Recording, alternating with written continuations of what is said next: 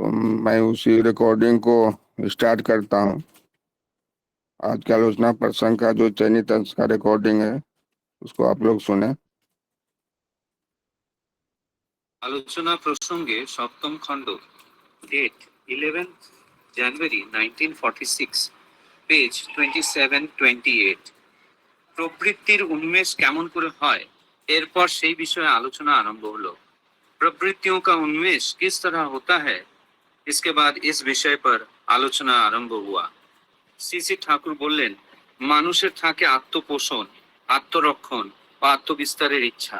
CC Thakur कहने लगे, मनुष्य को आत्मपोषण, आत्मरक्षण और आत्मविस्तार की इच्छा रहती है। तार जन्य प्रयोजन है आहार, निद्रा, भय, मैथुन, अस्मिता। और इसी वजह से आहार, निद्रा, भय, मैथुन, अस्मिता, इन सभी चीजों की प्रयोजनीयता होती है।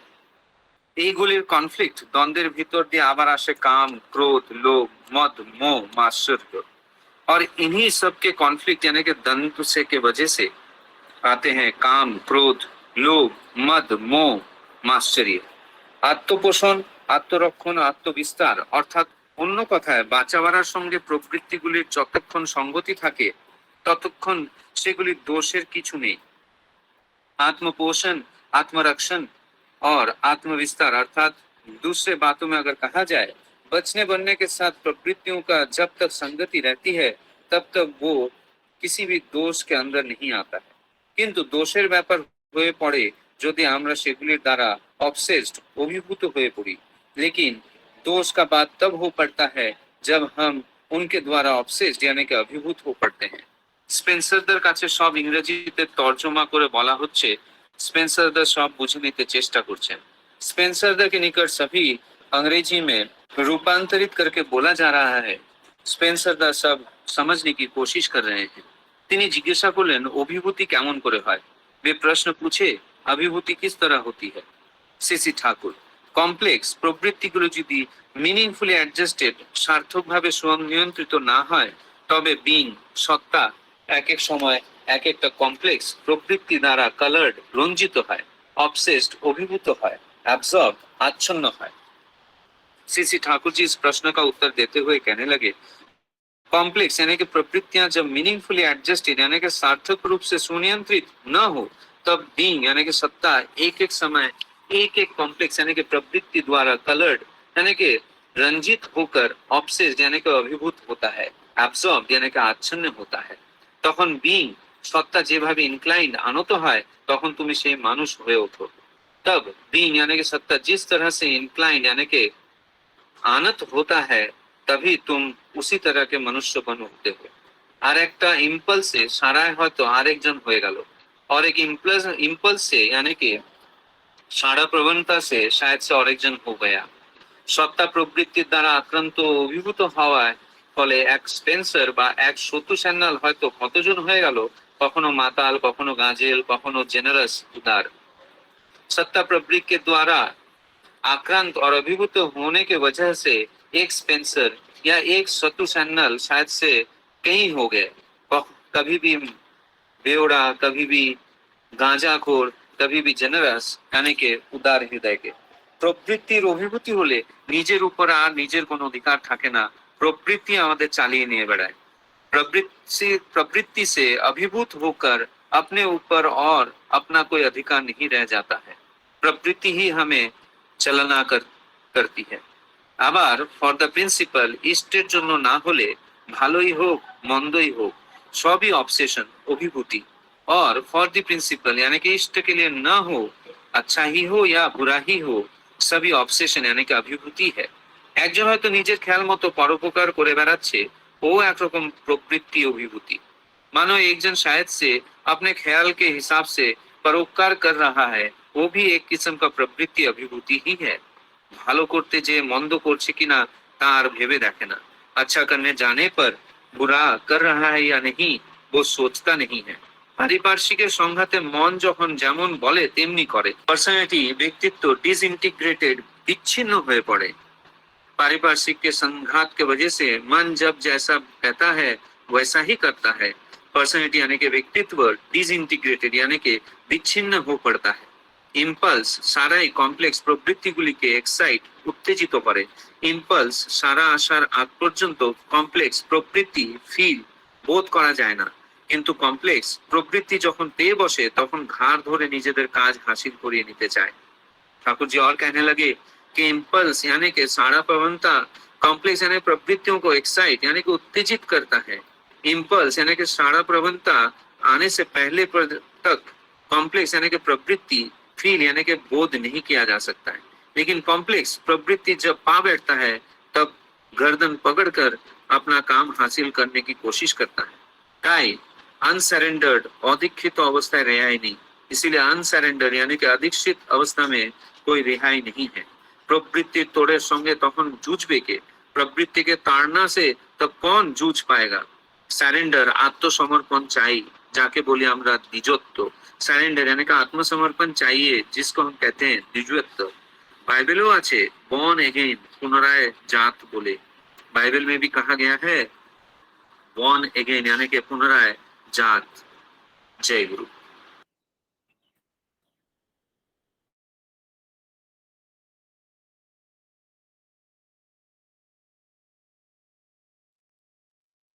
विजेता बोलिए।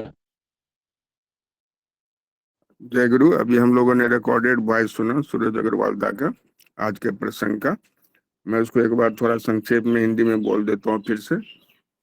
यहाँ पर जो स्पेंसर दा क्वेश्चन पूछ रहे हैं कि प्रवृत्तियों का उद्भव कैसे होता है, ठाकुर वहाँ जो स्टेप बाय स्टेप बता रहे हैं, यहाँ पर मनुष्य में आत्म पोषण, आत्मरक्षण और आत्म विस्तार की इच्छा होती है। इन्हीं के कारण आहार, निद्रा, भय, मैथुन और अस्मिता की आवश्यकता पड़ती है। इन सब के द्वंद्व के भीतर से ही आगे चलकर काम, क्रोध, लोभ, मद, मोह, माश्चर्य उत्पन्न होते हैं। जब तक आत्म पोषण, आत्मरक्षण और आत्म विस्तार अर्थात दूसरे शब्दों में जीवन रक्षा और जीवन विकास के साथ इन प्रवृत्तियों का सामंजस्य बना रहता है, तब तक इसमें कोई दोष नहीं है। किंतु जब हम इन प्रवृत्तियों से अभिभूत हो जाते हैं तब वे दोष का कारण बन जाते हैं। ठाकुर जी बोल रहे हैं कि यह कम्प्लेक्स प्रवृत्तियां सार्थक रूप से नियंत्रित और समायोजित न रहे हो तो सत्या कभी एक प्रवृत्ति से तो कभी दूसरी प्रवृत्ति से प्रभावित हो जाते हैं, उससे रंजित, अभिभूत और अक्षण हो जाती है। आगे ठाकुर जी बोल रहे हैं यहाँ पर कि जो परिस्थितियों के संघर्ष में मन जैसा कहता है, यदि मनुष्य वैसा ही करता चला जाए तो उसका व्यक्तित्व खंडित हो जाता है। तो इस तरह से आज का बहुत इम्पोर्टेंट प्रसंग है, बहुत मार्मिक तत्व है इसमें। तो आज के आलोचना के लिए मैं प्रथम आलोचक श्रद्धेय पंकज मिश्रा दास से अनुरोध करता हूँ दादा आप 10 मिनट के लिए आलोचना करें। आपका टाइम होता है 6:46 तक।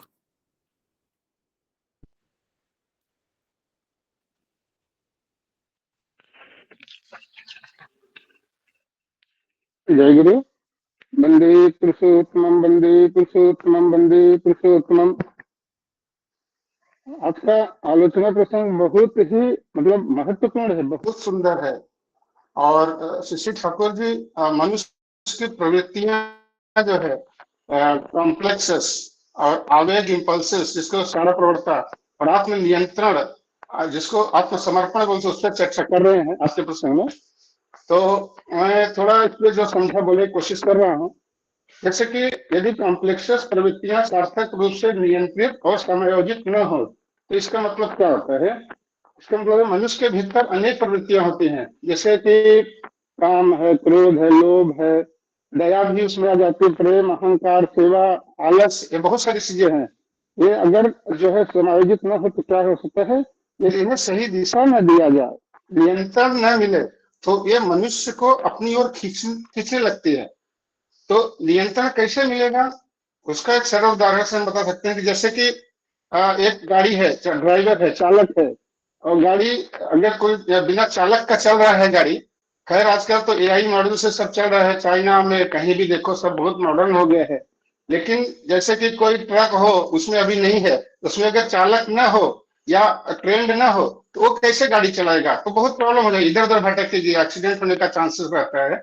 तो वही है, तो हमारी प्रवृत्तियों को कंट्रोल कैसे किया जाए, तो कंट्रोल करने के लिए आगे जो ठाकुर जी सब एक एक करके बता रहे हैं वही हमको अपनाना है। तो फिर दूसरा बात ऐसा है कि सत्ता कभी एक प्रवृत्ति से तो कभी दूसरी प्रवृत्ति से प्रभावित हो जाती है। तो कभी काम से होगा प्रभावित, तो कभी क्रोध से होगा, कभी मद से होगा, कभी मत्सर से होगा। तो इसका मतलब है कि हमारा जो असली व्यक्तित्व है, बीइंग जिसको बोलते हैं, स्थिर नहीं रह जाता है। तो स्थिर नहीं रहता तो क्या होता है, कभी गुस्सा आ जाएगा, हमको हावी हो जाएगा, और कभी मोह हो जाएगा, कभी डर होगा, कभी लालच होगा। तो ये सब कैसे कंट्रोल किया जाएगा। जैसे मैं अपनी बात बोलूं तो पहले अगर मुझे कोई बोल दे कि दो शब्द बोलो तो मैं इतना डर जाता था कि कुछ बोलो ही मत। ऑफिस में कोई बोल दे बोलने के लिए तो मैं बोलता था आप बोल दीजिए। अभी जब से हम लोग एक साल हो गया आप आलोचना प्रसंग से जुड़े हुए हैं, तो अंदर धीरे धीरे धीरे धीरे जो डर पे जो काबू आया वो कैसे हुआ, ये बोलने से हुआ। डर तो काल्पनिक है, इल्यूशन है वो। हाँ, वो सामने हमको कुछ दिखता नहीं। अगर कोई बोले उधर खेत में एक पेड़ है उसमें भूत रहता है, तो ये जो साइकोलॉजिकल जो टेंडेंसी है हमारे अंदर, बच्चे के अंदर, वो बैठ जाती है। तो वो जब भी उस पेड़ के बाजू में जाएगा, बगल में जाएगा, उसको भूत का जो है चित्र दिखेगा। ये हमारा माइंड जो है वैसा एक फिगर बना लेता है। तो बचपन में जैसे कि मैं अपना बात बताता हूँ, मुझे क ख जो ये लिखना होता था उसमें मुझे ज्ञान लिखने नहीं आता था। तो मेरी मम्मी मुझे बहुत मतलब मारती भी थी और शासन भी करते थे। तो मेरी नानी तभी जिंदा थी, तो उन्होंने ज्ञ कैसा तो सीख के आई और मुझे बता दी कि ज्ञ कैसे लिखा जाता है। तब मुझे समझ में आया। और उनका प्रेम जो था, और प्रेम से जो शासन किया जाता है वो ज्यादा चलता है, ज्यादा टिकता है। अगर हम बच्चों को इतना शासन करेंगे तो वो दब जाएगा, डर जाएगा, और जिंदगी भर वही चीज रहती है। जैसा कि ठाकुर जी बोले हैं कि 5 साल तक बच्चों को आप बना सकते हैं, वही उनका पूरा जिंदगी का घटना हो जाएगा, वही तक होता है। अगर नहीं हो पाता है तो सभी माता पिता से अनुरोध है अपने बच्चों को 5 साल के अंदर जो जो काम हम कर रहे हैं वही बच्चा देख रहा है, सुन रहा है, वही करेगा भी। तो जैसे कि ये तो बात तो सुनने की बात तो बचपन पेट में, जैसे अभिमन्यु था पेट में गर्भ में, तो कैसे उनको पता चल गया कि जो है कि धनुष में हम जब जाएंगे चक्रव्यूह को कैसे तोड़ना है, वो सब पता। निकलने की घुसने की तो बात समझ गया, तोड़ने की बात नहीं पता चल पाई। उस समय उनको सुभद्रा को नींद आ गई थी। तो कहने का मतलब बच्चा जब होता है गर्भ से उनको सब कुछ पता चलने की कोशिश करता है। तो चाहे लड़का हो या लड़की हो, जो भी हम लोग सोचेंगे, जो भी हम लोग करेंगे, वो हमारे दिमाग में जैसे जाता है वैसे बच्चों को जाता है। जो हम आहार करते हैं वही उनको आहार मिलता है, जो हम पढ़ते हैं, सुनते हैं, सोचते हैं, वही उनके अंदर जाता है। तो ये प्रवृत्तियां हमसे ही होकर हमारे बच्चे में जाती है। जो हम सोचेंगे वही वो करेगा जिंदगी में भी। तो इसका मतलब ये हुआ कि जिस भावना या प्रवृत्ति का प्रभाव उस समय अधिक होता है, मनुष्य वैसा व्यवहार करने लगता है। उदाहरण के रूप में गुस्से में व्यक्ति कठोर बन जाता है, कड़क हो जाता है, बोलेगा नहीं मैं यही करूंगा। गुस्सा आ गया तो वो छोड़ेगा ही नहीं जीत। गुस्सा भी ठीक है, लेकिन कहाँ ठीक है। जैसे धर्म में अगर कोई गलत काम कर रहा है तो धर्म के विरुद्ध आपको गुस्सा करना चाहिए कि अगर वो गलत कर रहा है, अधर्म कर रहा है। जो धर्म है, एक पिता का धर्म क्या है, एक पत्नी का धर्म क्या है, एक हम अगर दीक्षित है हमारा धर्म क्या है, उसमें कोई गलती कर रहा है वो गुस्सा ठीक है। लेकिन बिना बात का अगर गुस्सा हो जाता है तो बात गलत है। वो इम्पल्सेस होता है हमारे अंदर, एक एंड्रेलिन ग्लैंड होता है जिससे वो रसायन निकलता है, हमको सडन एग्जैजरेशन करता है, उत्तेजना कर देता है कि हम कुछ सोचते नहीं, समझते नहीं, बोल देते हैं। और एक बार जब बोल दिए तो सामने वाला हमको गुस्सा करेगा, या तो लड़ाई करेगा, या तो चुप रहेगा, हमारा काम नहीं करेगा। जैसे हम किसी के सामने बैठे हैं, बॉस के सामने बैठे हैं, इंक्रीमेंट की बात चल रही है, मैंने गुस्से में कुछ बोल दिया, वो तो चुप रहेंगे, उनको काम करना है, लेकिन आपका इंक्रीमेंट नहीं होगा। तो कहने का मतलब हमको गुस्से पे कंट्रोल करना चाहिए। गुस्से की बात कहें तो दुर्वासा मुनि देखेंगे, परशुराम देखेंगे, वो लोग क्रोध में तो कहा तो क्या क्या हो गया, क्रोध बहुत करते थे, लेकिन वो भी क्रोध जहां करते थे वो भी समाज के लिए अच्छा था। तो प्रेम में वही व्यक्ति कोमल बन जाता है। प्रेम जब होगा तो कैसे कठोर था, तो प्रेम से कोमल बन जाता है। लोभ में अगर आ गया, उसके लालच आ गया तो सिद्धांत को ही भूल जाएगा, क्या करना क्या। कहीं देखा बैठा बहुत अच्छी सी चीज, लोभ आ गया मन में, वो पाने की इच्छा हो गई, नहीं मिला तो उसको मारने की कोशिश करेगा। तो ये सब जो है हमारा प्रवृत्तियों का खेल है, हम उसके बसीभूत हो जाते हैं। इसलिए श्री ठाकुर जी कहते हैं एक ही व्यक्ति अलग अलग समय में अलग अलग व्यक्ति जैसा लग या व्यवहार कर सकता है, अलग अलग व्यक्ति जैसा लग सकता है। तो कभी संत जैसा लगेगा तो कभी चोर जैसा, हमारी प्रवृत्तियां जैसे हम बतलाती हैं वैसे चलेंगे। तो फिर स्पेंसर या रहेगा या तो संज्ञान हो जाएगा, मानो अनेक व्यक्ति में बढ़ जाते हैं, ठाकुर जी उदाहरण के रूप में दिए। तो यह एक उदाहरण वाली बात है। इसका मतलब क्या हुआ, मनुष्य का व्यक्तित्व जो है, पर्सनालिटी जो है एकीकृत, इंटीग्रेटेड नहीं है, डिस्ट्रैक्टेड। तो कभी शराबी है तो कभी दयालु है, तो कभी क्रोधित हो जाता है तो कभी उदार हो जाता है, ये सब बहुत सारी चीजें चलती रहती हैं। मानो भीतर कई व्यक्ति रहते हो, एक ही आदमी के अंदर कई व्यक्ति रहते हैं, वो अपने अपने हिसाब से काम कर रहे हैं। तो आज की भाषा में अगर देखा जाए तो इनर फ्रेगमेंटेशन, व्यक्तित्व का बिखराव हो जाता है। तो उसके बाद अगर जब प्रवृत्ति का अभिभावन हो जाता है तब क्या होता है, इसका मतलब है जब कोई आदत या इच्छा, ऑब्सेशन हमारे ऊपर हावी हो जाती है, मतलब गुलाम हम बनने लगते हैं उसके, तब मनुष्य अपने ऊपर नियंत्रण खो देता है। जैसे लालच हो गया या क्रोध हो गया, काम हो गया, अगर वो हमारे ऊपर हावी बन रही है तब उसके वशीभूत हो जाते हैं, उसी से काम करने का कोशिश करते हैं। उदाहरण, क्रोध हो गया तो हम गुस्सा करेंगे, कुछ तोड़फोड़ करेंगे, मोबाइल या सोशल मीडिया की लत लग गई, अगर कोई बोल दिया आज तो बहुत बड़ा ये प्रॉब्लम हो गया है, घर घर में प्रॉब्लम हो गया है, बच्चे बच्चे में प्रॉब्लम हो गया है। मम्मी बोलेगी बेटा मेरा खेल रहा है, छोटे बच्चे को मोबाइल दे दिया और काम कर रहे, लेकिन ये बहुत गलत है, बहुत गलत है, हमारे घर में भी हो रहा है, सबके घर में होता होगा। तो इससे उबरने के लिए ये बहुत बड़ा प्रॉब्लम होने जा रहा है। और साइकोसोमेटिक प्रॉब्लम, अगर किसी का मोबाइल चोरी हो गया, गुम हो गया, तो तुरंत मोबाइल खरीद लेगा, दूसरा अच्छा काम नहीं कर सकता। तो नशा, नशा कोई भी होगा, चाहे हम मिठाई खाने का नशा हो, चाहे शराब पीने का नशा हो, चाहे गांजा पीने का नशा, नशा तो नशा ही होता है। और चाहे नामध्यान करने का नशा हो, ये तो बहुत अच्छी नशा है, इसको करना ही चाहिए, ये नशा बहुत बढ़िया है। अहंकार, अहंकार तो अहं जो बोलते हैं वो तो सबके अंदर है। मैं अमानी, मैं अपराधी हम बोलते हैं, हमको मान सम्मान नहीं चाहिए, लेकिन दूसरे को तो देना है, दूसरे को मान सम्मान देना है, मुझे नहीं मिला तो कोई प्रॉब्लम नहीं, ऐसी बात है। और किसी व्यक्ति विचार, अतिमोह ज्यादा, ये सब जो है कि प्रॉब्लमेटिक हो जाते हैं जो अति होता है। तो फिर मनुष्य नहीं चलता, उनकी प्रवृत्ति से चलती है। तो हमारा जो लगाम है किसके हाथ में है, जैसे श्री कृष्ण भगवान की लगाम जो है, कृष्ण भगवान अर्जुन का जो है रथ चलाते थे, तो उनकी लगाम जो है कृष्ण भगवान के पास है। तो वैसे ही हमको समर्पण होना है। यदि इष्ट, यदि क्या है वह इष्ट के लिए ना हो तो क्या होगा, बहुत गहरी बात है ये। सुश्री ठाकुर जी कहते हैं कि सिर्फ बुरी चीजें जो है ऑब्सेशन नहीं है, यदि अच्छी चीज भी विवेक और आदर्श से जुड़ी ना हो तो वो भी ऑब्सेशन बन जाती है।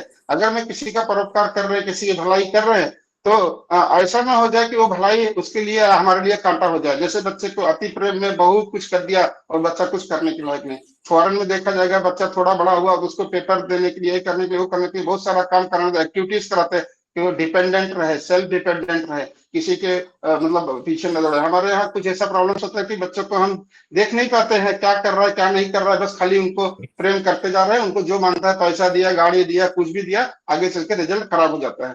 कोई भी व्यक्ति अपनी मर्जी से परोपकार करता है फिर भी वह गड़बड़ है, ये तो मैंने बता दिया। तो कभी भी प्रशंसा पाने के लिए लोग काम करते हैं, तो कभी छवि बनाने के लिए भावुकता में भी काम करते हैं, बिना परिणाम समझे मुझे काम कर देते हैं। तो भलाई करता है लेकिन उसका उल्टा नुकसान भी हो सकता है। तो श्री ठाकुर जी यहाँ विवेकपूर्ण सेवा की बात कर रहे हैं कि अगर सेवा भी करो तो उसमें भी विवेकपूर्ण होना चाहिए। और परिस्थितियों के संघर्ष में मन जैसा कहता है, कैसा कहता है, तो अर्थ इसका, यदि मनुष्य हर क्षण मन के कहने पर चल पाए तो उसको अति गुस्सा आएगा तो बोल दिया, मन किया तो खर्चा कर दिया, गया मिठाई खा लिया, इच्छा हुई तो कुछ भी कर लिया, और धीरे धीरे व्यक्ति टूटने लगता है इससे।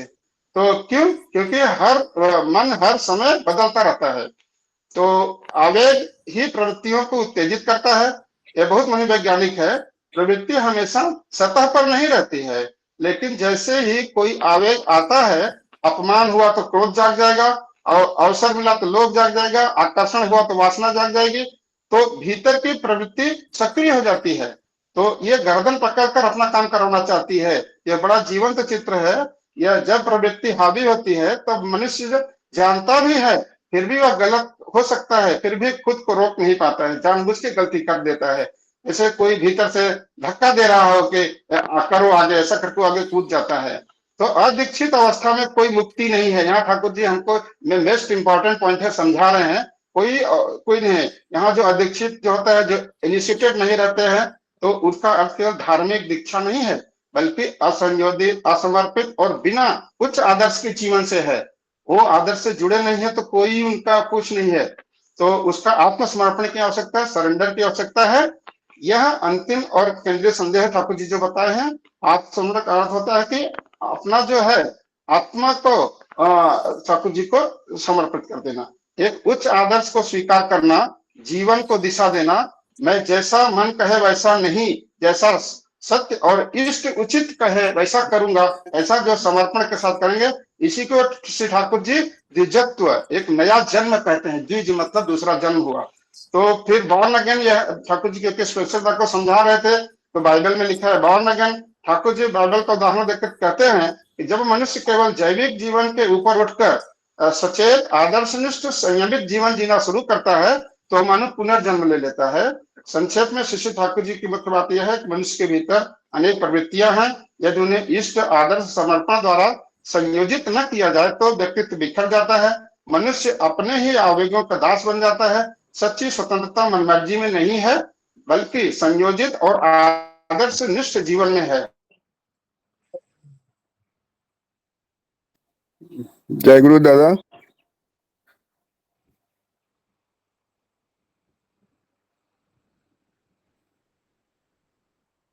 दादा का वॉइस चला गया लगता है। जय गुरु। तो यहाँ पर जो है मेन जो कंक्लूजन जो है, ठाकुर जी बोल रहे हैं कि ये जो भी हमारे अंदर प्रवृत्तियां हैं उसको कंट्रोल करने के लिए जो इष्ट आदर्श की जरूरत है उनको लेके चलेंगे तो ये सभी जो है कंट्रोल में रहता है।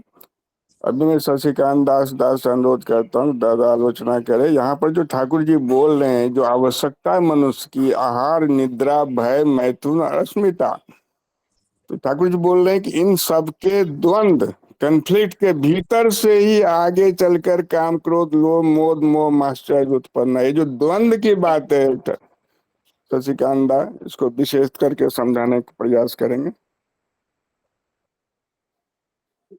जय गुरु। पंकज दा, आपका माइक ठीक है क्या? अभी आपका कंक्लूजन आप कर रहे थे, हम सुन नहीं पाए। पंकज पंकज दा,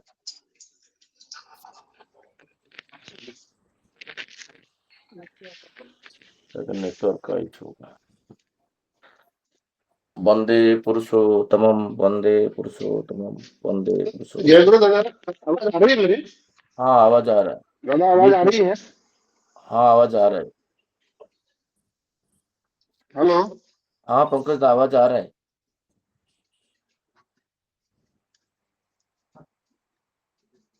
आप कुछ बोलेंगे कि क्या आपका नेटवर्क कुछ इश्यू है? हाँ, मैं बोलूँ दादा, थोड़ा सा नेटवर्क का इश्यू है लगता है। हाँ, तो आप कंप्लीट करिए। हाँ, तो कंक्लूजन का बोल दूं क्या? हाँ, बोलिए बोलिए, लेट मत करिए। हाँ, हेलो। आप बोलिए ना। हाँ, तो दादा ये मनुष्य के भीतर अनेक प्रवृत्तियां हैं। जैसे संक्षेप में ठाकुर जी यहाँ संदेश दे रहे हैं कि उन्हें इष्ट, आदर्श और समर्पण द्वारा समायोजित किया जाए। व्यक्तित्व बिखर जाता है और मनुष्य अपने ही आवेगों का दास बन जाता है। सच्ची स्वतंत्रता मनमर्जी में नहीं है, बल्कि संयोजित और आदर्श निष्ठ जीवन में है। यह आलोचना प्रसंग का वास्तव में आत्मनिरीक्षण, सेल्फ ऑब्जर्वेशन, सरेंडर का, आत्मसमर्पण की बात है दादा। इतना ही बोल के मैं अपनी वाणी को विराम देता हूँ। जय गुरु। क्षमा चाहता हूँ दादा।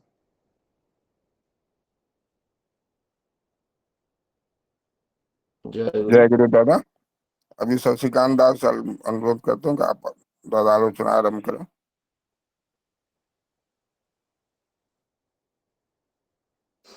आज का विषय वस्तु बहुत सुंदर भाव से अभी हमारा जो श्रद्धेय डॉक्टर सूरज अग्रवाल दा 12 तारीख तक नहीं रहेंगे, तो बोले हैं आज कुछ रिकॉर्डिंग 12 तारीख तक करके जाएंगे। वो ट्रेन में है और वो रिकॉर्डिंग्स 12 दिन का हमको भेजेंगे। और आज भी जो वो रिकॉर्डिंग हम सुन रहे थे वो क्लियर था। और वो बोले मैं जा रहा हूँ, अब कुछ असुविधा होगा तो मनीष दा उनको पढ़ने के लिए प्रयास करेंगे। पंकज दा भी बहुत सुंदर भाव से इसी विषय वस्तु को जे प्रवृत्तियां जो होते हैं कॉम्प्लेक्सेस, वो मेरा जीवन में अभी देखता हूँ, काफी दिन से 1 साल 1.5 साल से हो गया। यही कॉम्प्लेक्सेस कैसे नियंत्रित होगा, बहुत ज्यादा माँ लोग मुझे कॉल किए। ये जो फोरम में भी बहुत लोग हैं जिनका समाधान हुआ है। ये टॉपिक जब तक मनुष्य, कोई माइक शायद ऑन है कि बैकग्राउंड में कुछ साउंड आ रहा है। पंकज दा का है, म्यूट करता हूँ।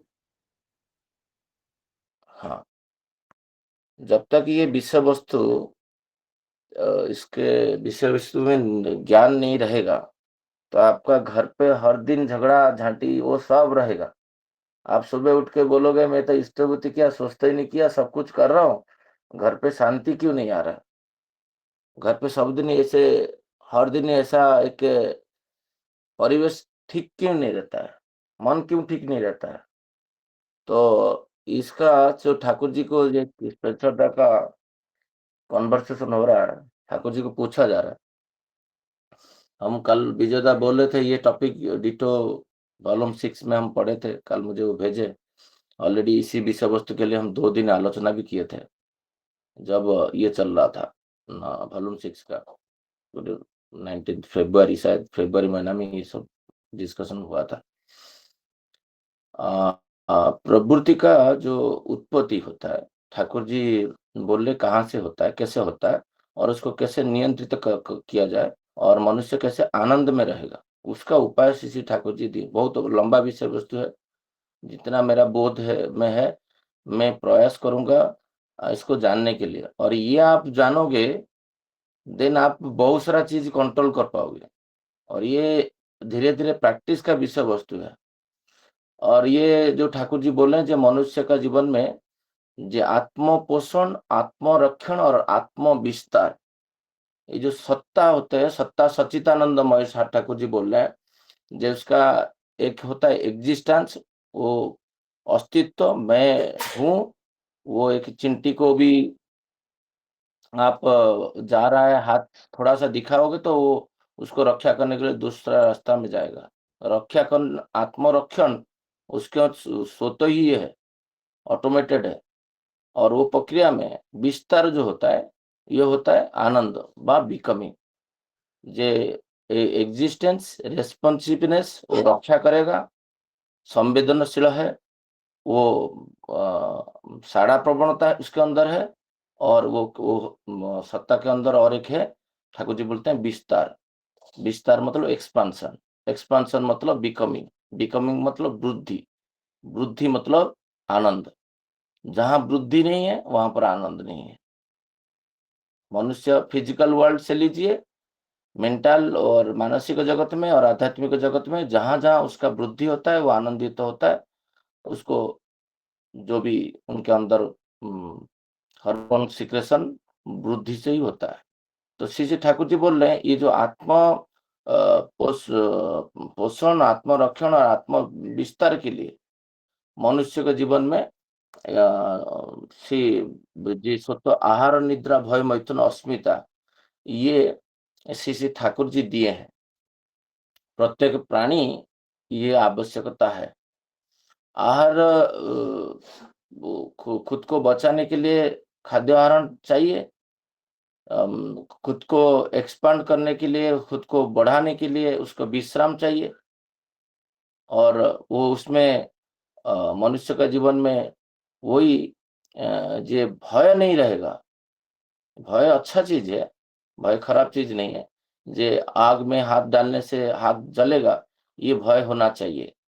ये चीज में आज मैं ये ड्रेस पहनूंगा तो मेरा माँ 1800 किलोमीटर दूर है, उनका प्राण में कष्ट होगा, वो नहीं चाहते हैं। ये भय भी अच्छा है। तो भय तो जो ठाकुर जी बोले ना, आहार, निद्रा, भय, मैथुन, ये अस्मिता, ये तो प्राणी जगत में भी देखा जाता है।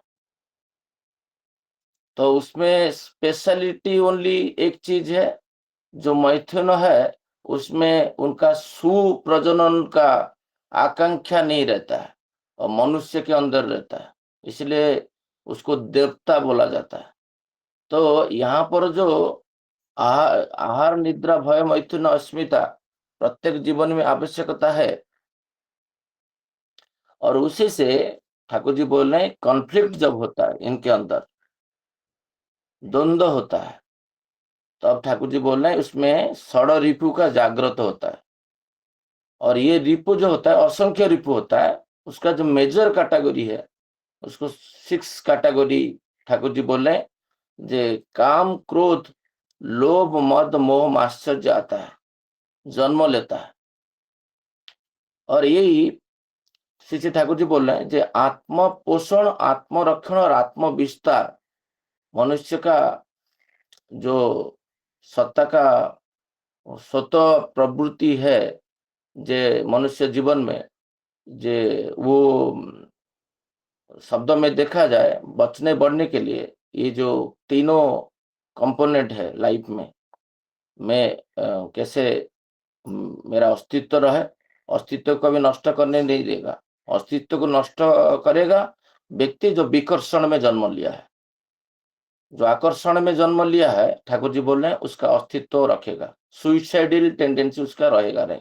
जिसका सुइसाइडल टेंडेंसी है वो टॉपिक अलग है, वो डिस्कशन का विषय वस्तु ये इधर नहीं। वो जन्म से ही मृत्यु पथ में जन्म लिया है, मृत्यु के लिए, बचने के लिए नहीं। तो इसलिए हम जो 2 दिन से डिस्कशन कर रहे थे, ठाकुर जी घोर जो आंदोलन किए थे प्रतिलोम विवाह, गोहत्या ब्रह्म हत्या, आप कुछ भी कर सकते हो, बच सकते हो, बट प्रतिलोम विवाह से नहीं, क्योंकि एक जीवन 32 पीढ़ी तक नष्ट करके रख देते हो। इसलिए उसका वही उसी में ही आ जाता है। वो नष्ट करने नहीं चाहेगा, रक्षण करने के लिए चाहेगा। जो नष्ट करने के लिए चाहता है बिकॉज ऑफ प्रवृत्ति का, काम जो प्रवृत्ति उसके एग्रेवेट हुआ यौवन काल में, तो वो फिर वो इतना वशीभूत हुआ, वो उसके सामने कोई भय नहीं है, वो भय को जलांजलि दे दिया। किसका भय? ना पिता माता के प्रति प्रेम का भय, वो टूट तोड़ के काम में वशीभूत हो जाता है, ओबेस्ट हो जाता है, फिर सुनता नहीं। मुझे एक लेडी, कितना 23-24 साल की लड़की मेरे साथ आर्गुमेंट फोन पे कर रहा था, सुना नहीं कुछ। मैं उसी क्षेत्रियाणी हूं, मैं वही शूद्र को ही मैरिज करूंगा, हो सकता है मेरा पिता माता को भी मैं त्याग कर दूंगा।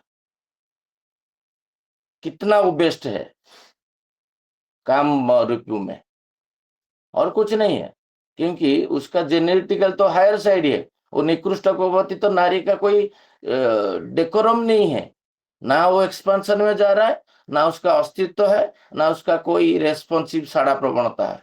तीनों खत्म कर चाकर आत्मा को ठाकुर जी बोलते हैं एक वार्ड में 50 वॉल्यूम में आत्मा को मार देता है। जब वशीभूत होता है तो वो सुनता नहीं किसी का, ना सत्ता का सुनता है, ना गुरु का सुनता है, ना पिता माता का सुनता है।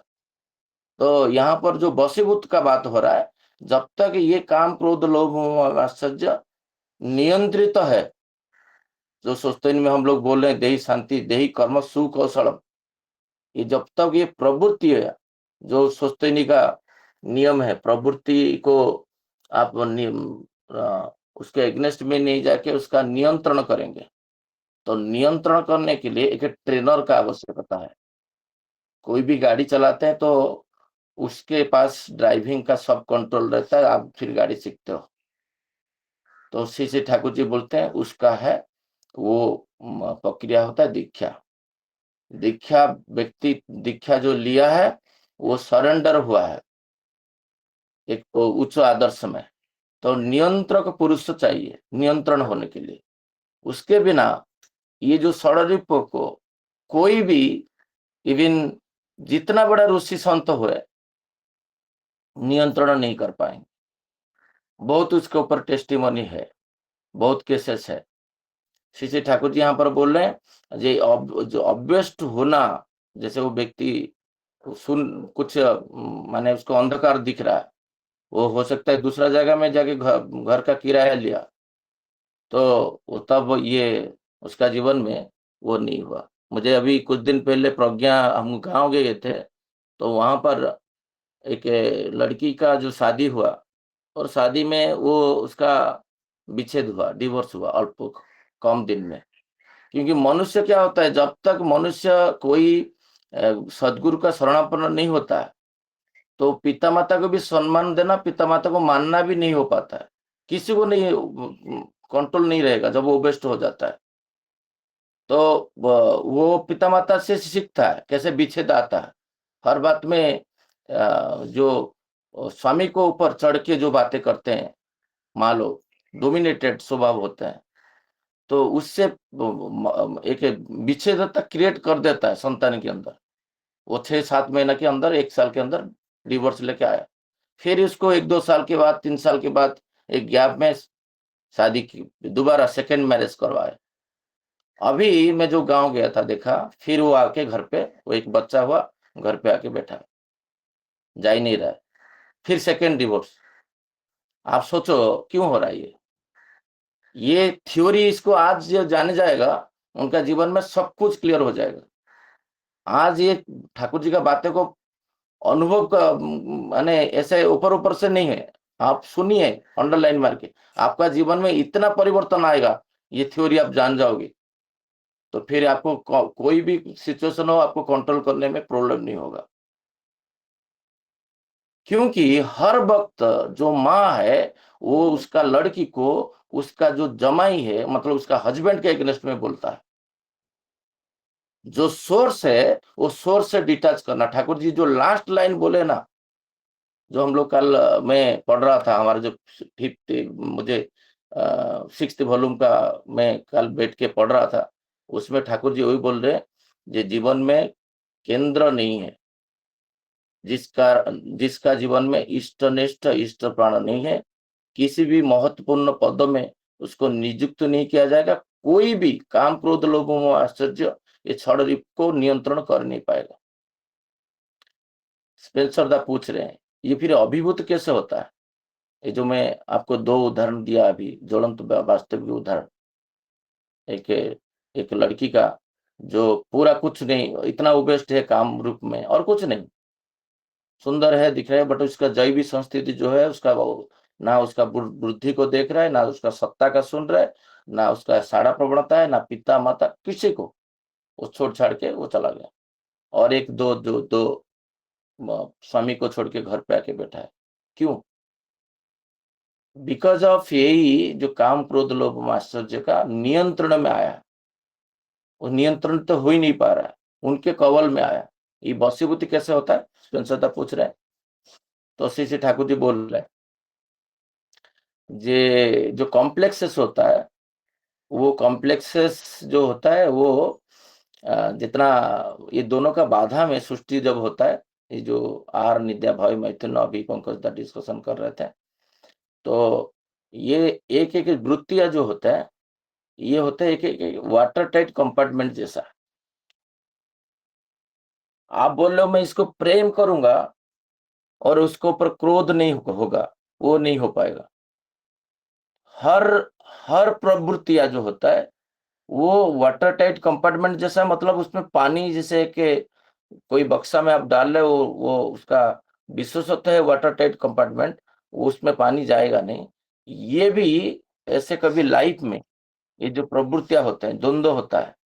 मैं लास्ट जो 19 फरवरी को डिस्कशन किया था, उसमें एक उदाहरण दिया था, जो एक फेरारी गाड़ी था, जो एक व्यक्ति के पास, धनी व्यक्ति के पास, और नया नया गाड़ी आया था, वो गाड़ी वो खरीदा था, और उसमें इतना प्रेम था, तो उसको डेली साफ करता था, ये करता था। एक दिन ऐसा हुआ, जे वो व्यक्ति देख रहा है गैरेज में उसका एक साउंड, स्क्रैच का साउंड आ रहा है, और वो सोच रहा है शायद ये गाड़ी में कोई कुछ हाथ लगा रहा है। तो फिर आके देखता है, गाड़ी को जैसे निकटतर होता है, देखता है एक लोहा में गाड़ी के ऊपर स्क्रैच करने से जो साउंड आएगा, वो साउंड एग्जैक्टली आ रहा है, और वो दौड़ के आया, सोचा कोई लोहा में मेरा गाड़ी को स्क्रैच कर रहा है।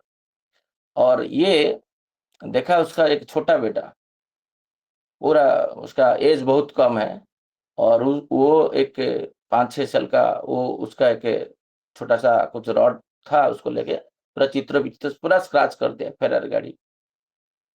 वो व्यक्ति इतना क्रोधित हो गया और वो क्रोध जो होता है वो वाटर टाइट कंपार्टमेंट जैसे होता है, वो नहीं देखता है ये मेरा स्त्री है, ये मेरा पिता है, ये मेरा पुत्र है, कि मैं 9 महीना उसको गर्भ में पकड़ के रखा हूं, उसको रक्षा करने के लिए कौन नहीं चाहता है। वो रक्षा नहीं कर पाता है, नष्ट कर देता है।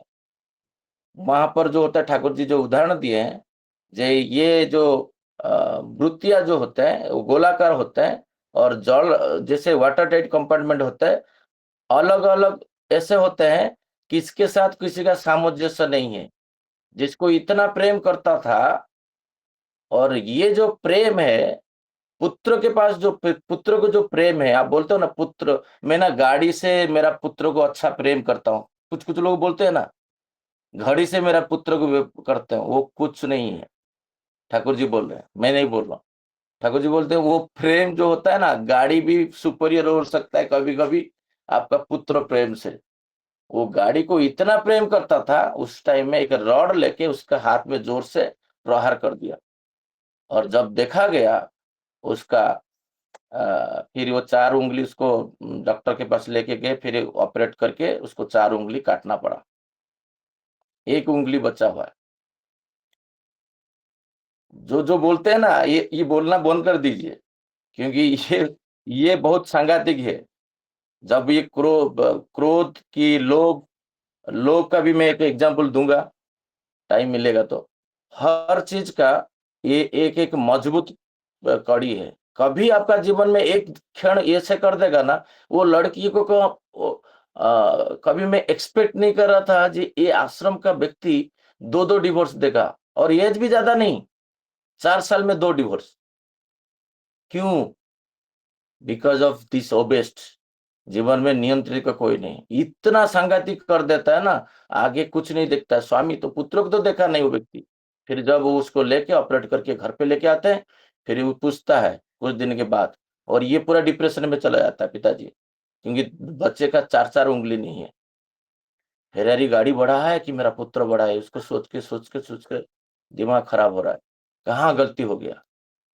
जब पुत्र पूछता है जे पिताजी, बाबा ये उंगली कब मेरा बढ़ेगा, क्योंकि बच्चे को तो पता नहीं, सब तो बढ़ता है, बाल भी बढ़ता है, नाखून बढ़ता है, ये कब बढ़ेगा। तब उसको दिमाग, अभी देखिए कॉम्प्लेक्स कैसे डेंजर होता है। ठाकुर जी क्यों बोले हैं ये अलग अलग होता है, जे सतुदा स्पेंसर दा, कभी क्या बनेंगे पता नहीं, ये वो सतुदा भी नहीं रहेंगे। गंजड़ का गंजा पीने के बाद उसको गंजड़ बोला जाएगा। सतुदा आप क्या बनोगे कल हमको भी पता नहीं, तो सतुदा भी नहीं रहेगा ना सस्पेंसरदा नहीं रहेगा। ये कॉम्प्लेक्स जब आपके अंदर अति मात्रा में बढ़ जाएगा, तो आप भी नहीं रहोगे और कुछ बन जाओगे। लादेन लादेन था क्या इतना बड़ा ज्ञानी होके? नहीं था, और कुछ बन गया था, राक्षस बन गया था। तो वो व्यक्ति जो पूछता है, फिर ये जाके फैन में रस्सी लगा के, पिताजी आप देखिए डाइवर्ट कहाँ कर रहा है, क्रोध से प्रेम को पहचान नहीं पाया। ठाकुर जी बोलते हैं जो प्रवृत्ति होता है वो वाटर टाइट कंपार्टमेंट जैसा होता है, वहां पर आकर्षित वाला जो प्रेम है उसको भी परख नहीं पाता है, इसलिए वो वाटर टाइट का वर्ड यूज किया गया है। वो देख नहीं पाता है, जैसे मेरा पेट में लात मार रहा था कितना दिन तक, मैं इसको, वो लड़का है, मैं इसका उदाहरण दे रहा हूँ, लड़की होता तो, माँ होता तो माँ भी मार देगा, माँ भी बेटा को मार देगा। पिताजी जो मार सकता है माँ क्यों नहीं मार पाएगा? वो मार दिया, और 4 उंगली कटने के बाद वो फांसी दे के मर गया। फिर इधर आया जे अनुताप का ओबेस्ट, ठाकुर जी बोल रहे हैं वो भी डेंजर है। अनुताप उतना होना चाहिए जैसे उससे विच्युत हो जाए, ये 4th वॉल्यूम में है। अनुताप भी मनुष्य को बहुत ज्यादा ओबेस्ट होने से, अनुताप ठाकुर जी बोलते हैं जो अनुताप जो दोष विग्रह से परित्याग करने के लिए प्रेरणा देता है उसको अनुताप बोलते हैं सत्यानुसरण में। बट ये अनुताप क्या, जे मेरा बेटा मैं जाने के बाद मैं मर जाऊंगा, एक तो 4 उंगली उसका काट दिया हूं, और उसका जीवन क्या होगा, इतना भी सोचने नहीं देता है वाटर टाइट कंपार्टमेंट। भय, ये वो भी उसका जीवन का, उसको जीवन में एक पिता को जो बोलते हैं ना पितृहरा, पितृहरा करके छोड़ दिया। खाली चार उंगली नहीं काटा, उसको पितृहरा करके छोड़ दिया। आप सोचो, आपका जीवन में ये नहीं होता है? बॉम्बे शहर में हर दिन होता है, हर दिन घर घर में मेरे पास फोन आता है। मैं तो हैरान हो जाता हूँ, सबका झगड़ा मगड़ा सुन सुन के। मेरा सास के साथ नहीं जमता है, मेरा पिताजी के साथ नहीं जमता है। एक कुछ दिन पहले बोल रहा था, मेरा ऑफिस कॉलीग मुझे बोले गाड़ी में, जब मैं इसको लगाया तो मेरा एक व्यक्ति बोला, तुम ऐसे कैसे बोल सकते हो, जो बॉन्ड पेपर में तुम लिख दोगे तुम्हारा पुत्र तुम्हें मानेगा? ये तो मैं कभी सुना नहीं कोई साधु संत से। मैं कभी साधु संत से कभी सुना नहीं जब मैं बॉन्ड पेपर में लिख दूंगा जो मेरा पुत्र मेरा मरने तक मुझे मानेगा। मैं बोला था जाजन में, एक कर्मी जाजक दादा बोले मेरा बेटी मेरा बात सुन नहीं रहा है। बोले तुम का पुरुष हो? इष्ट तुम्हारा जीवन में नहीं है। इष्ट जीवन में रहेगा ना, तुम केंद्र में सेंटर में नहीं उदय, सेंटर में रहोगे ना, सब पत्नी भी तुम्हारा पीछे पीछे जाएगा बादलापुर मंदिर तक, झाड़ू भी लगाएगा, सब कुछ करेगा। नहीं मेरा बेटी दोनों ये नहीं ले रहा है, सोचते नहीं, ये नहीं कर रहा है, वो नहीं कर रहा है, क्यों आ रहा है? बिकॉज यू आर केंद्रायित नहीं हो। ठाकुर जी जो लास्ट मगजदा बोल रहे थे, व्हेन तुम केंद्रायित होगे तो तुम नियंत्रित रहोगे, आकर्षित बनोगे। तुम्हारा सारे चीज, तुम्हारा जो आलस्य है, दीर्घसूत्रता है, तुम्हारा जो बाहर निद्रा है, वो कंट्रोल रहेगा। मैं कितना खाऊंगा, मैं कितना सोऊंगा। मैं मेरा बेटा को बोलता था, रात को 2 बजे सोने के बावजूद, मेरा एक्सीडेंट होने बावजूद, मेरा स्टीज पर डालने के बावजूद, उसी दिन सुबह उठ के मैं नहा के प्रार्थना किया था। निद्रा मुझे अवस्ट नहीं कर पाएगा, भय मुझे अवस्ट नहीं कर पाएगा। कोई भी चीज है मैं उसके नियंत्रण में नहीं हूं जब मैं बृहस्पति का नियंत्रण में हूं। ये ठाकुर जी बोलना चाहते हैं। मैं जब बृहस्पति का नियंत्रण में हूं, परम पूज्य पाद श्री आचार्य देव बोले थे, मैं जब एक व्यक्ति को ज्योतिष को हाथ दिखाया, वो बोले तुम्हारा तो शनि दशा चल रहा है। फिर 2 बार मैं सोचा, मेरा जीवन में तो केंद्र श्री ठाकुर है, जस केंद्र बृहस्पति किंग करवती ग्रह दोषा। ये जो ग्रह दोषा, ये प्रवृत्ति, श्री आचार्य बोलते हैं, ये जो प्रवृत्ति ग्रह बोलते हैं, वो आग्रह से आता है। तुम्हारा क्या इच्छा है? मैं सोच रहा हूं यहां पर गिर जाऊं, कुछ टाइम में देखा मैं गाड़ी चलाते चलाते गिर गया। तुम जो आग्रह कर रहे हो, तुम्हारा जो इच्छा है, बट उनका जो इच्छा है। मुझे कोई पूछा जे तुम्हारा पैर कितना दिन ठीक होगा?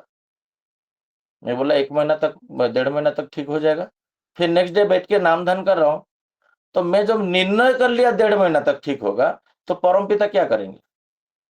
मैं तो परमपिता को आउट कर दिया मेरा जीवन में, क्योंकि मैं निर्णय करके बैठा हूं मैं 1.5 महीना में चलूंगा। फिर नेक्स्ट डे सोचा उनका दया जो होगा उससे होगा। अब जैसे देखिए आपका प्रवृत्ति कैसे और वृत्ति प्रवृत्ति कैसे नियंत्रित होता है जीवन में, आदर्श रहने से, उनके दया से होने से होगा। फिर नेक्स्ट डे एक धारणा आया, जो क्या मेरा पिता माता कभी नहीं चाहेंगे जब मैं काल उठ के चले जाऊं? चाहेंगे? फिर सोचा हाँ, वो कभी नहीं चाहेंगे मैं असुस्थ हूं, तो क्या मेरा परम पिता जो श्री ठाकुर जी को मैं बोलता हूं, वो क्यों नहीं चाहेंगे? वो चाहेंगे। तो आया कहां, लास्ट को रह गया मेरा इच्छा। वही जो बोल रहे हैं स्पेंसर दा को, तुम्हारा इच्छा क्या है? उनका तुम्हारा इच्छा के ऊपर डिपेंड करता है तुम क्या करोगे। फिर मैं नीचे बैठ के मेरा ब्रेकफास्ट खाने के लिए प्रयास किया 3rd डे में। वेट 1 महीना तक वेट नहीं किया, डॉक्टर बोला है 1 महीना तक नहीं बैठना है। यहां पर आता है नियंत्रित आप कैसे हो रहे हो ना। आप जब मालिक के साथ युक्त रहोगे नामधान के माध्यम से, यहाँ पर श्री ठाकुर जी बोल रहे हैं एक चीज, बहुत बढ़िया बातें बोल रहे हैं, जे किसी दूसरे इम्पल्स साड़ा में शायद तुम कोई और बन जाओगे। जे बोलते हैं ना, जे आके बहू आके बोल रहा है जे तुम्हारा पिताजी ऐसे है, मेरा तुम्हारा माँ ऐसे बोल रहे हैं, ऐसे कर रहे हैं, ऐसे कर रहे हैं, और पुत्र क्या बोल रहा है? हो सकता है। पुत्र सोच रहा है हो सकता है। किसको संदेह कर रहा है? उनका माँ को संदेह कर रहा है, उनका गुरु को संदेह कर रहा है। उनका क्रिएटर को संदेह कर रहा है, उनका सृष्टा को संदेह कर रहा है। यहाँ पर जो पोषण, सत्ता का जो पोषण होता है, एक होता है सरंग, जो होता है संरक्षण से आता है लोभ का हुआ है। इज्जत लोभी, ठाकुर जी बोल रहे हैं ना नारी को, इज्जत लोभी होना अच्छा है, इज्जत बहुत ज्यादा नहीं है। लोभी इतना नहीं होना चाहिए जे मैं किसी को एक मुठ्ठा दलिया मांग रहा हूं कुछ महाराष्ट्र उत्सव के लिए, लाखों में खर्चा करता है और बोलेगा मेरा घर पे दूध खरीदने के लिए तो पैसा नहीं है। देखिए ठाकुर जी वही बोल रहे हैं जे किसी का साड़ा, बाहिर साड़ा नहीं, अंतर्निहित साड़ा भी मनुष्य को कॉम्प्लेक्स सेंट्रिक कर देता है। हमारे यहाँ पर करेंट नहीं है, मुझे थोड़ा सा दिक्कत हो रहा है मैनेज करने से मोबाइल से, क्योंकि मैं पहले लैपटॉप में करता था देख के। तो एक एक करके मैं लाइन बाय लाइन जा रहा हूँ। तो ठाकुर जी बोल रहे हैं जो प्रवृत्ति की अभिभूति होने पर अपने ऊपर कोई कंट्रोल नहीं रहता है।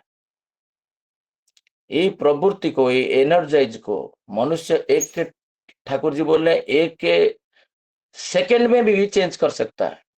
उंगली मार 999 मर्डर करके बैठा है, एक मारेगा उसका सिद्धि होगा। सबका वृद्धांगुली लेके यह हो रहा है। और बुद्धदेव जा रहे हैं, और जब बुद्धदेव अंगुली माल रुको रुको बोल रहे, वो रुक नहीं रहे। वो बोले मैं तो कब से रुक चुका हूं, तुम नहीं रुके हो।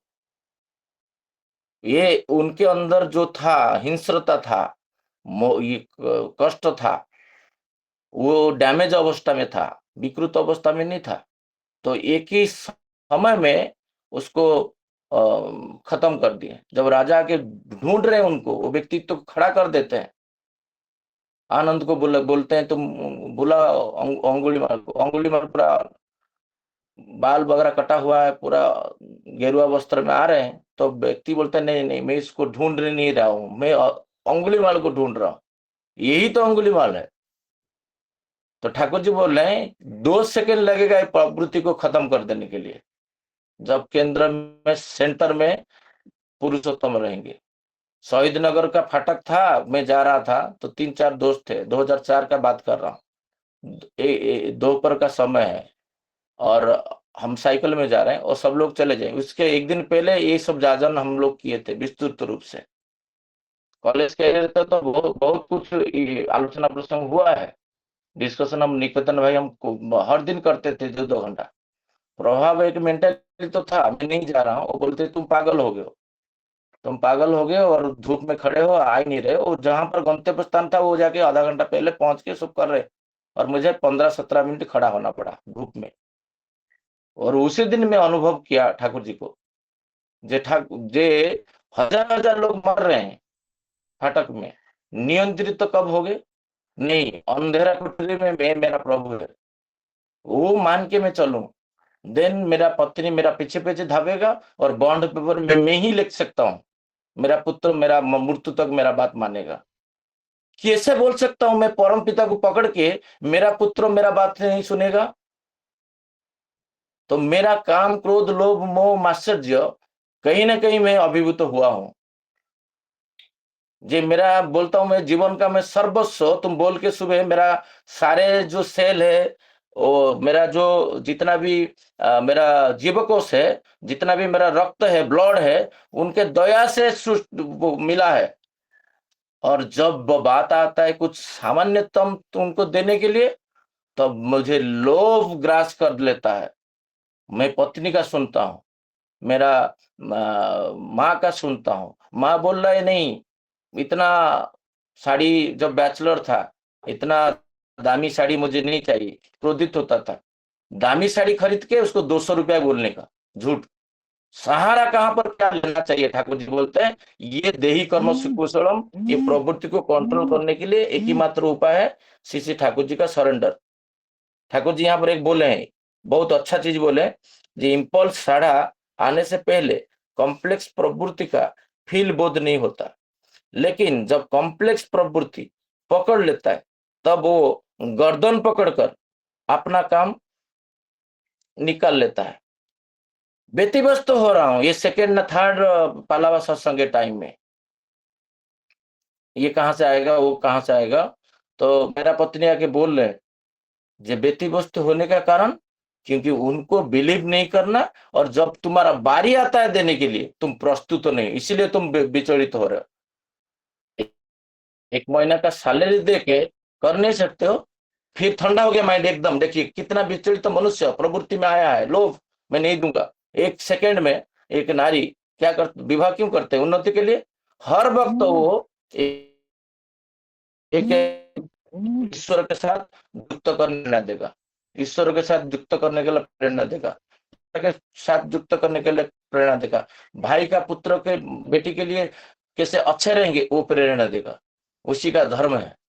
इसलिए इतना इंपॉर्टेंट है नारी जीवन में, विवाह करते हैं। बट हमारा विवाह में डेवलपमेंट हुआ है, कोई बोल पाएगा? उन्नयन हुआ है? सुप्रजन तो बाद में आता है। मैक्सिमम सत्संग आज का डेट में बोल रहे हैं जो विवाह करके फंस गया हूं। तो ठाकुर जी यहाँ पर देखिए ये क्या चीज बोले हैं। एक सेकंड में एक नारी तुमको पूरा खोल दिया, बट तब मैं ओबेस्ट रहता तो, लोभी हो तो 2 रुपया देने के लिए प्रयास भी नहीं करूंगा। एक व्यक्ति बोला मुझे वाणी विहार में, जो मेरा शशि भाई, मैं सपोज 10,000 रुपया कहीं पे देना चाहता हूँ धार्मिक कार्यक्रम में, नॉट ओनली ठाकुर जी का, मैं कहीं पे देना चाहता हूँ, मेरा पत्नी मुझे अलाउ नहीं करता है। तो पत्नी कैसे अलाउ नहीं करेगा? तो फिर मैं पत्नी को तुम 100 रुपया बोल के 10,000 दो। फिर वो टेक्निक में कुछ दिन के बाद, अभी 3 साल के 4 साल के बाद, वो दोनों को जब मिलकर डिस्कशन हुआ जोर से हंसे, बोले तुम्हारा जितना अर्घ्य देता था वो तुमको 10,000 देता था, 100 रुपया बोलता था, क्योंकि तुम उस टाइम में लोभी थे, लोभ में वशीभूत होते थे। वो दोनों अभी जो मिलते हैं वाणी विहार सत्संग विहार में, और मुझे इतना हंसी लगता है दोनों को देख के, जो अभी पारालाल हो गए। क्योंकि उसी लड़की को वो अवस्था में ठाकुर जी बोलते हैं ना, सरेंडर होना पड़ेगा। किसके प्रति? ना स्वामी के प्रति। स्वामी का इच्छा जो है, मेरा भाभी को कल ना परसों मैं बोल रहा था, जब मैं किसी को सांपो देने के लिए मेरा पत्नी बोल रहा था, कोई काम कर रहा है उसको एक बटल सांपो दे दो, इसको एक नारियल तेल दे दो। उस टाइम में भाभी का लोभ ज्यादा हो गया, नहीं नहीं मत दो। मतलब मेरा आपके ऊपर अधिकार कहां से आया? मैं एक नारियल तेल भी किसी को नहीं दे पाऊं, मेरा पत्नी, तो वो घर में अधिकार कहां पर है? तो चुप हो गए। ऐसे करके आपका नियंत्रित तो आप होंगे। घर में प्रवृत्तियां जो आते हैं, टाइम हो चुका है, मैं कंक्लूजन करूंगा। उसका मेन कंक्लूजन यही है, जे सबको प्रवृत्तियां को कंट्रोल करने के लिए इष्टभूति, जजन जजन इष्टभूति, प्रार्थना, नाम ध्यान, थालकुड़ी पत्ता खाना, सर्वासन करना, पिता माता को प्रणाम करना, पितृ तर्पण करना, गोत्र तर्पण करना, सूर्य तर्पण करना, नीति नियम के 30 दिन करिए, ज्यादा दिन नहीं, 30 डेज में देखो आपका सारे वृत्ति प्रवृत्तियां नियंत्रित हो जाएंगे। सब कुछ आप भी लिखो, बोलोगे मेरा बॉन्ड पेपर में दूंगा, मैं जो बोलूंगा मेरा पत्नी मेरा पीछे पीछे जाएगा। कंप्लेन आप बोल नहीं पाओगे फोन में। मेरा बेटा को मैं बॉन्ड पेपर में लिख सकता हूँ, मेरा भाई का बेटा को भी बॉन्ड पेपर में लिख सकता हूँ, क्योंकि मैं नियंत्रित हूं नियंत्रकों को पकड़ के। जय गुरु। जय गुरु दादा। आज का विषय वस्तु आपने बहुत अच्छे तरीके से जो है एनालाइज किया है, जो हमारे जीवन के लिए, क्योंकि हर घर के जो है जो 6 रिपू है, काम क्रोध मद लोभ माश्चर्य, ठाकुर जी ने बताया कि कैसे कंट्रोल होगा।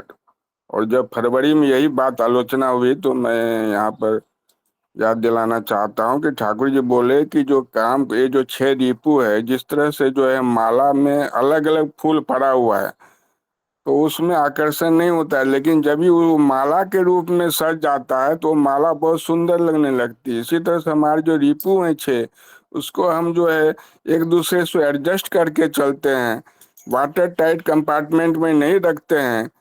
और तब कब होगा? जब हमारे जीवन में आदर्श होगा, तो वही 6 रुपये को हम माला की तरह रखेंगे और बहुत सुंदर रूप से हम 6 रुपये को उपयोग कर सकते हैं। इसके लिए जीवन में आदर्श की जरूरत है दादा। अभी मैं आलोचना प्रसंग को यहीं पर समाप्त करता हूँ। सभी दादा माँ से अनुरोध है